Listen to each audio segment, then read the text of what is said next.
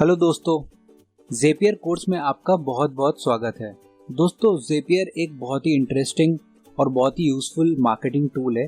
हम लोग इसको सीखेंगे कि किस तरह से ज़ेपियर हमारे डे टू डे लाइफ को ईज़ करता है। जो मंडेन टास्क हम लोग नॉर्मली करते हैं उसको किस तरह से एलिमिनेट करता है। तो हम लोग ये सारे जो चीज़ें हैं अपना डे टू लाइफ को और एफिशिएंट बनाने का, वो हम लोग ज़ेपियर की मदद से सीखेंगे। हम लोग इस कोर्स को स्टार्ट करेंगे इंट्रोडक्शन से। इंट्रोडक्शन के बाद हम लोग डायरेक्टली यूज़ केसेस के ऊपर जंप कर जाएंगे और यूज़ केसेस के बेसिस में एक के बाद एक अलग अलग यूज़ केसेस करेंगे और ज़ेपियर के फीचर्स को भी उसके साथ साथ सीखेंगे। तो शुरू करता हूँ मैं इंट्रोडक्शन से। ज़ेपियर एक्चुअली है क्या? तो ज़ेपियर को आप इस तरह समझिए कि दो एप्लीकेशंस या दो से ज़्यादा एप्लीकेशन जिनको डिफरेंट कंपनीज ने बनाया है। ज़रूरी नहीं है कि वो कंपनीज आपस में दोनों के एप्लीकेशंस को आप बॉन्ड कर सकते हैं, बट ज़ेपियर के थ्रू आप उन दोनों एप्लीकेशंस को आप एक दूसरे से बात करा सकते हैं, एक ब्रिज बना सकते हैं। तो ज़ेपियर वो ब्रिज है जिससे हम लोग डिफरेंट एप्लीकेशंस को कनेक्ट कर सकते हैं। फॉर एग्जांपल, अगर आपने कोई आपके फेसबुक पे एक इवेंट हुआ है, कोई एक नोटिफिकेशन आया है, उसके बेसिस में कुछ एक्शन ले सकते हैं। नॉर्मली ऐसा पॉसिबल नहीं है क्योंकि फेसबुक डिफरेंट कंपनी ने बनाया है और गूगल को अल्फाबेट डिफरेंट कंपनी ने बनाया है। तो इन दोनों टूल्स के बीच में जो ब्रिज करता है वो टूल है हमारा ज़ेपियर। तो मैं इसका वेबसाइट भी आपको एक बार यहाँ से रन थ्रू करा देता हूँ। zapier.com इनके वेबसाइट का नाम है। सो नॉर्मली बिजी पीपल के लिए हम लोगों को इजी ऑटोमेशन प्रोवाइड करता है। वर्क फ्लोस हम लोग इसमें बना सकते हैं। आइए कुछ यहाँ पे सॉल्यूशन इनके देखते हैं। सो देखिए, यहाँ पे इन्होंने एग्जांपल दिया है कि किस तरह से जब एक जीमेल आता है तो ट्रिगर होने के बाद हम लोग एक एक्शन लेते हैं और एक्शन में क्या लेते हैं, अलर्ट जाता है स्लैक में। तो इस तरह से हम लोग वर्क फ्लोज क्रिएट कर सकते हैं। यहाँ पे और भी एग्जांपल्स है नीचे। ये देखिए, यहाँ पे टूल्स आप सेलेक्ट कर सकते हैं। मोर देन 2000 टूल्स को आप आपस में इंटीग्रेट कर सकते हैं। तो इसको समझने के लिए सबसे इजी है कि मैं आपको एक एग्जांपल दूं। सो नॉर्मली एक एग्जांपल जो मैं फ्रीक्वेंटली अपने स्टूडेंट्स को देता हूँ वो ये है कि जब भी आपके घर की जो बेल है वो बजती है तो आप क्या करते हैं, आप उठते हैं, डोर तक जाते हैं, डोर नॉब घुमाते हैं, राइट?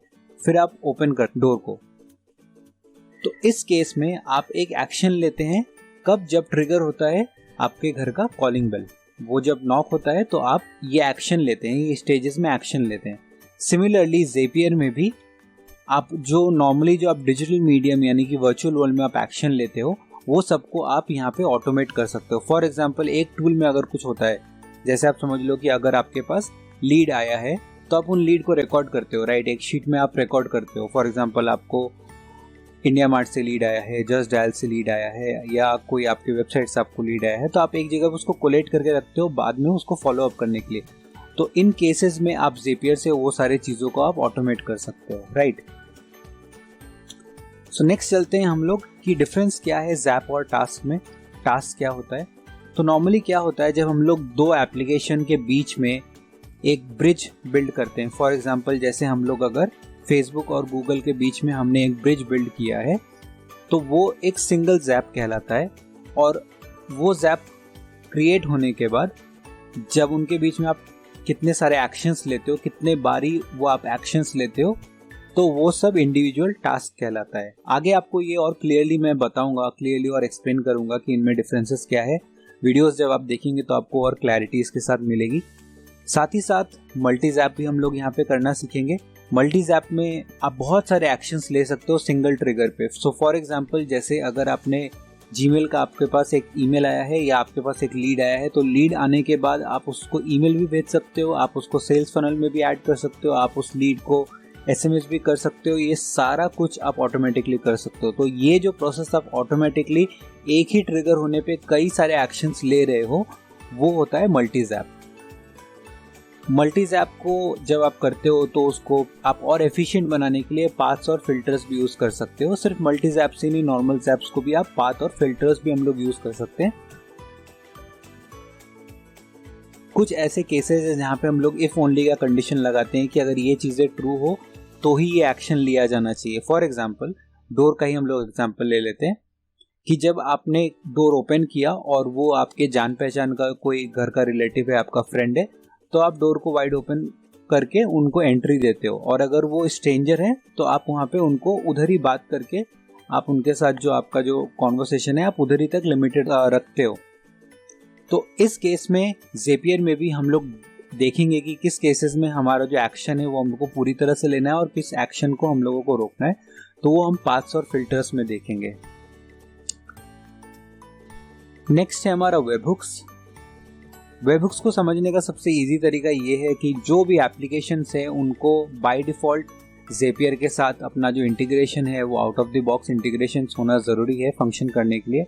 बहुत सारे केसेस में एप्लीकेशंस डायरेक्टली ज़ेपियर के साथ इंटीग्रेटेड नहीं रहती है, उस टाइम पे हम लोग HTTP API कॉल्स के थ्रू, एक टेक्नोलॉजी है जिसके थ्रू हम लोग दोनों एप्लीकेशन के बीच में वो कॉन्वर्सेशन बना सकते हैं। तो वो कॉन्वर्सेशन बनाने के जो सिस्टम है उसका नाम है वेबहुक्स।